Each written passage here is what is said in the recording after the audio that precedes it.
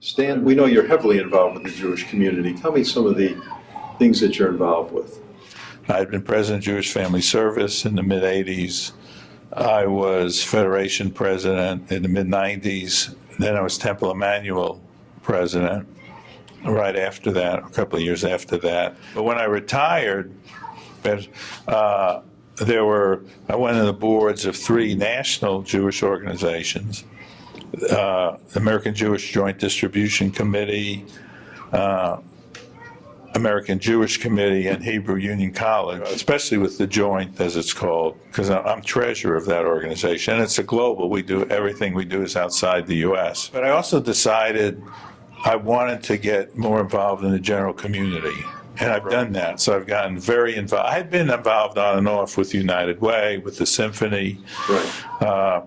I had gone on the hospital board, but now I'm chairing the Presbyterian Hospital Board. I was the chair of United Way Foundation. I'm on the Symphony board. Which one of these gives you the greatest pleasure? Clearly, number one is the Joint, as we call it. Because what we do there, it's rescue, relief, renewal.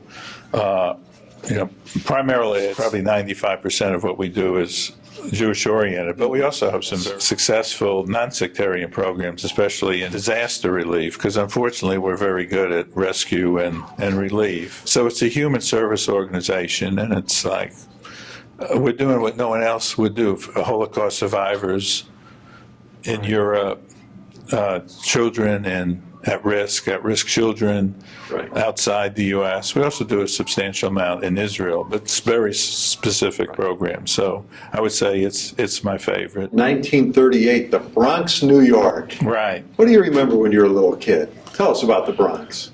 Well, what I remember most that's been so different in the rest of my life was that the Bronx was divided very much ethnically, racially. And so my immediate area where I grew up was all Jewish.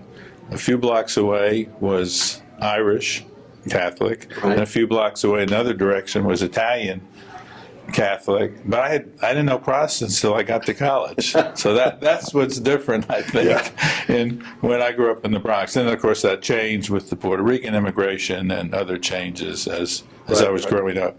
But you told me a quick little cute story that your wife grew up in a town in Texas of 10 Jewish families, and you lived in a building of 96 families, all Jewish. Right. Just a different time. Different. Now, quite a sports town when you were a kid in the 30s. Yes. Yankees, Giants, Dodgers. Who's the team? Well, I should have been a Yankee fan because I was closest to Yankee Stadium. And I worked at Yankee Stadium when I was 14, 15, 16, selling concessions, everything except beer. I was too young. But I also worked at the Polo Grounds because the now San Francisco Giants were then the New York Giants. Right. Of course, although Brooklyn was a different borough, so I actually saw only one game in my life at Ebbets Field. But the number of times I was at Yankee Stadium and the Polo Grounds was extraordinary. But you weren't a Yankee fan. Right, which was dumb because the Yankees always won. You were a Giant fan. Yeah. Do you remember some of the players when you were a kid? Oh, yes. Willie Mays, of course, Bobby Thompson for the famous home run, Monty Irvin, Hoyt Wilhelm. He was a relief pitcher. Sure. And I remember because we would quit in the 7th inning. So I would never see the starting pitchers then try to finish a game. You always saw that knuckleball. I always saw that knuckleball. Yeah. And the catchers couldn't catch his knuckleball. That is funny. Who were some of the Yankees back then? You remember? Yeah, Mickey Mantle, I guess Billy Martin was then, Whitey Ford. Yeah, they had great teams then. Dodgers, do you remember any of those players? Jackie Robinson, Pee Wee Reese. How was Jackie Robinson accepted in New York? As I remember, nothing different. Now the Yankees were the last, by the way, of the New York teams to start integrating. The Giants were pretty early, right after the Dodgers. Right. And I just don't remember that. I know it was a huge issue at a lot of places, and it could have been happening. I just wasn't paying any attention to it. But because the Giants already had, Willie Mays started in '51. Because I saw him in his first home game as a Giant. What did your parents do? my father originally started in the wholesale grocery business. It was a family business. Unfortunately, that business failed because they didn't see the supermarkets coming. So, and then he owned a liquor store, and my mother was a mother and housewife. But then later on, she also had to go. She went to work at Lord and Taylor's as a saleswoman, and she was a good saleswoman. I remember that. Now, when you were born, we were coming out of a depression, and 3 years later, we were in a war. Did any of these events affect your immediate family? No. My parents were immigrants. My father came when he was 9 years old. My mother 2. Then, well, certainly the Depression did. But World War II, my father didn't serve. He was presumably too old. He was born in 1899, and I didn't have any uncles who were killed or anything like that. So there was not an immediate impact in terms of that. Now, did you know your grandparents at all? No. 3 of the 4 were deceased, and the 4th died probably when I was 7 years old. And she was terrific, but I hardly, I was just starting to get to know her when she passed away. What did you guys do for fun when you were little? Oh, we were always in the streets. I mean, that was it. And playing stickball. We did all the things. We would walk to school. We would play basketball. But, I marvel at how different my upbringing was compared with our children or grandchildren. Right. Nothing was organized. We had no coaches. Right. And how we learned to play baseball, play basketball. Just doing. Yeah, it's beyond me, though, how we did. I mean, I wonder, if I'd been coached, maybe I would have really been a good athlete. But we just did things on our own. Where'd you go to high school? I went to one of the greatest high schools, the Bronx High School of Science, which was a public high school, but you had to test to get in there. And I was very fortunate to be able to go there. And what was your high school life like? What did you guys do? Well, it's different. It probably was, most different in Bronx, because I had a commute to high school. So I would generally take the subway to the high school, because it was about probably a mile and a half away. And I would take the subway, but then when school was over, I would go home. Right. So you didn't have high school friends in the sense that people do in most other parts of the country, or even maybe within New York. And my friends were my neighborhood friends. Right. Oh, and you guys were scattered to the different schools. Yeah. I mean, I had a cousin who went there a little bit, who I was, of course, very close with, but also he lived in a different part of the Bronx. Yeah. Do you remember getting your first car? Yeah, when I graduated college, and what my parents did was made the down payment. It was my graduation present, Right. which wasn't much. I mean, the car was, I think, probably $3,000, and I paid it off because I had my first post-college job Where did you go to college? at Columbia. Okay. Mm-hmm. What was it like? Fabulous. It was a great school, and the best thing about it was a national school. So for me, it was just a transformative experience. And while you're in college at Columbia, are you thinking about what you want to do, what you want to be when you get out of school? Well, I already decided, and this is interesting because I'm not quite sure how it happened, because nobody in my family, I made the decision in high school that I wanted to be an engineer. And it had to have been a chemist. Somebody influenced me to make that decision. Right. It probably had to be a teacher. And because nobody in my family, I mean, a lot of us, we all went to college. It was amazing because we're children of immigrants. But, doctors, lawyers, so I was the only one. And so I had made that decision before. So when I went to Columbia, I was admitted. Actually, they had a dual program, Bachelor of Arts and Engineering combined. And so all that was pretty much worked out when I was a freshman, I knew what I was going to do. Now, where did you meet your wife? That was afterward, in California. So when I graduated college, I went to work at Oak Ridge, Tennessee, in the nuclear program. And That's a culture shock. that was a culture shock, and because Oak Ridge was full of scientists and engineers. Right. But it was in East Tennessee. Right. And I mean, you could have put me on Jupiter. It was, but again, these are all great, broadening experiences. Right, especially when you're young. Yeah, I was at Oak Ridge for 5 years, except for the 6 months in the Army. Tell me about your service in the Army.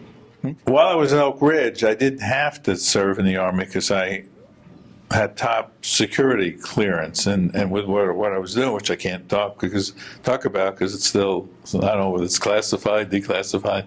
I would not have been drafted, but I wanted to get service and get it, and also get it behind me. So I made the decision to go. And what was then, we did 6 months of active duty, and then 6 years in the reserve. And so I did basic training at Fort Knox in Kentucky, and then I was in the engineering in Fort Leonard Wood, but I wasn't doing engineering, I was a plumber. So, and interestingly though, that was the year 60 when the Berlin Wall went up. And lots of people who came from reserve units the units were being activated. People were suddenly, and we're going to have a commitment of, 1 year, 2 years of active duty, because no one knew what was going to happen as a result of that, whether there would be, a conflict leading to a war. It was a very uncertain time. People remember the Cuban Missile Crisis. It's interesting, most people don't remember the wall, but right. What an impact at the time that had. What did you feel when the wall came down? I thought that was great. And at Oak Ridge, it was all classified work. But I really already had decided I enjoyed certain business aspects, and they had put me on some projects. And then I went to work for GE in California, in San Jose, California. And so I went out there in June of '64, and they got me already into marketing. And that was also nuclear related, but commercial. It wasn't for defense, it was for commercial. And that's where, when I was at Oak Ridge, I had a roommate who was my closest friend, who was also a metallurgical engineer like me. He was from Atlanta. We would go to Atlanta all the time for social reasons. And I met a young woman there. I never dated her, but I met her, and she had moved to California. So when I got out to California, I called her and said, "Do you know anybody?" And she introduced me to Barbara Benjamin, who became my wife. Now, the lady that you called, was she expecting you to be calling her for a date? Yes. But she said, "Where are you from?" And I said, "Tennessee." I came from. She said, "If I had said New York, she wouldn't have gone out with me." That's half joking, but Yeah. How funny. Yeah. So how long did you and your wife date? not long, because we were both, mid-20s by then, which was in those days old. First met her in June. We got married in February of '65. And did she think that California was going to be your guys' home? Yeah, because what happened with her was she went to the University of Texas, which is a long way from Borger, Texas, where she grew up. But she was there 2 years and decided, this is great, but there's got to be more than this even. And she transferred to the University of California at Berkeley as a junior, got on the train and went out there on her own. Wow, good for her. Pretty amazing. And then she stayed out there after her graduation. Okay, so you guys get married in California, and you're settled down, you're making that home, and then tell me what goes on. Okay, our 2 children were born during that period. Okay. But I got an MBA at night at the University of Santa Clara while I was working for GE. I couldn't go during the day. Obviously.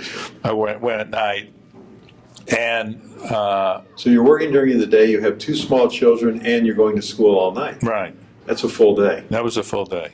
My love was metals, so I really, and if I was either going to stay with GE the rest of my life literally, or because I was doing fine, there was no, which interesting, it was an interesting change, just as an aside, an important aside.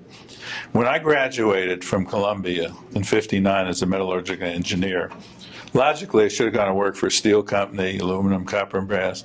Essentially, they didn't hire Jews. And GE had that reputation, but obviously by '64, they hired me, and no discrimination. So when I left GE to come here with Commercial Metals, that had nothing to do with it. That change had occurred so quickly, but I wanted to do something. I'd heard about this company that was starting to grow, and it was in Dallas. Headquartered in Dallas. And so you're making a decision to leave California now to Dallas. What was it that intrigued you about Dallas? Barbara had even though she loved California, her mother was still in the area. Her father had died before we met even, so I didn't know him. But she had family in Fort Worth with her mother. She was still in Borg, which is 375 miles away, but in Texas, and then the kids would be close to her. And it got me a little bit closer to my parents, still far away, but closer. Right. So you came to Dallas, and tell me about life in Dallas. We got involved from the beginning. We didn't know, even though she had gone to UT for a couple of years, we did not know a lot of people when we came here. Certainly I knew nobody, and she knew some, but we got involved, right away, and including in the Jewish community.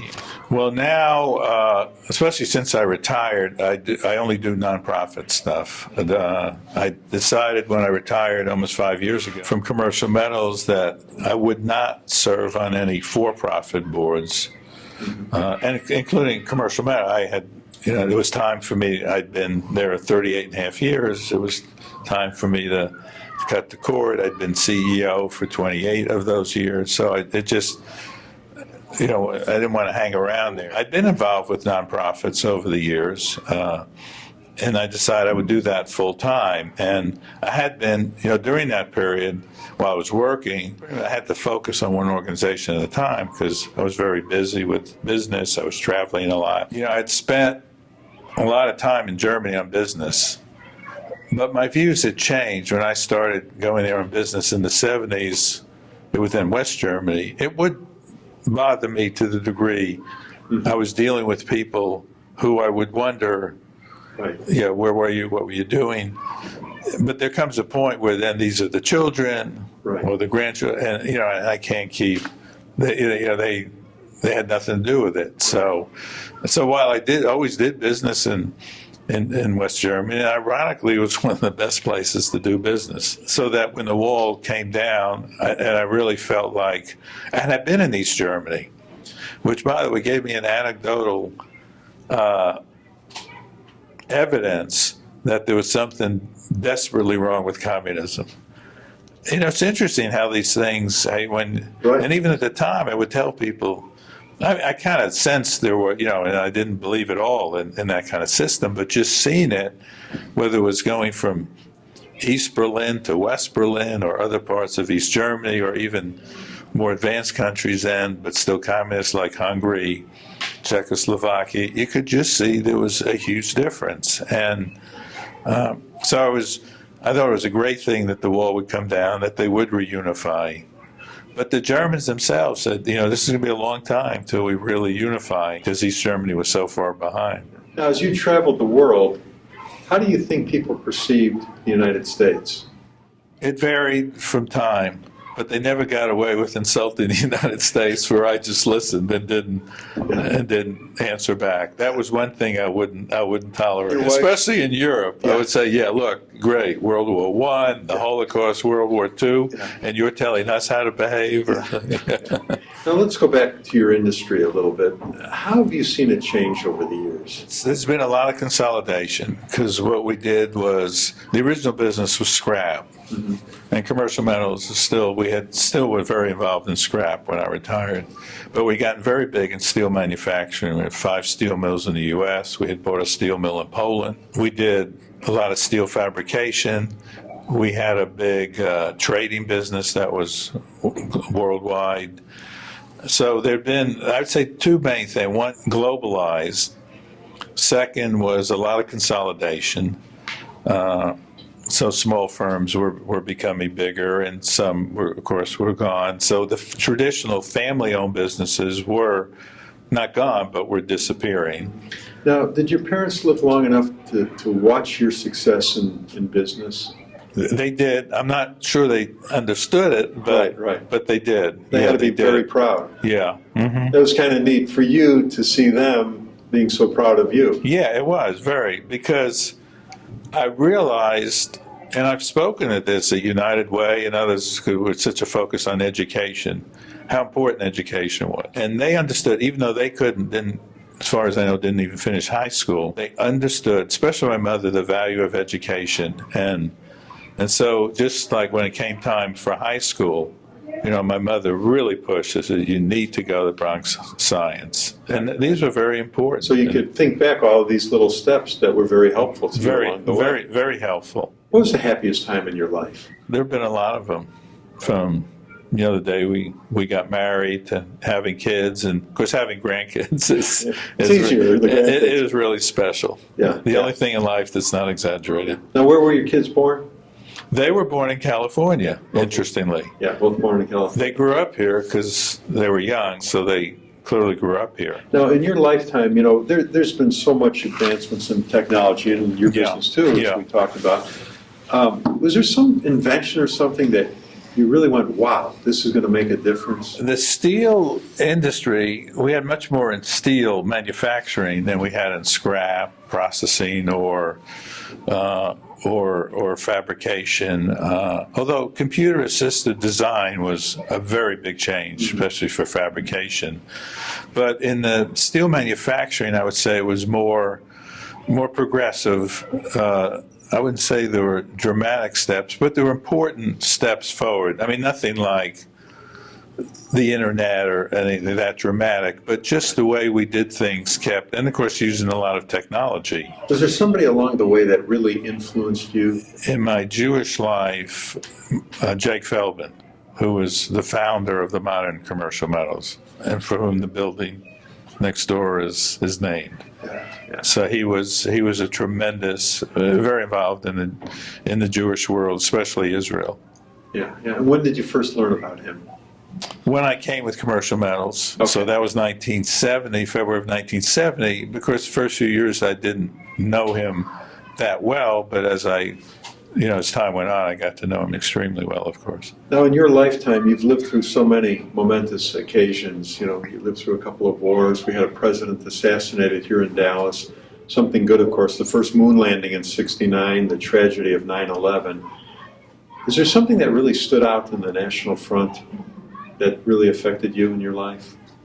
I don't know that there was a single incident. I think it probably was a combination of things. But I just all along, especially as I got to see the rest of the world so much on my business travel, just came to admire so much what we had accomplished in this country, and what an opportunity that I had been given. I'm not sure I'm really not sure it could have happened anywhere else. Yeah. This ability, this upward mobility, because even places we think of, well, maybe Canada, but Australia, that people tend to go to school close to home, stay. This is just historically it's been different. Now, you and Barbara have been married 47 years. Right. You have 2 children, 5 grandkids. What advice does Granddad have for the next generation?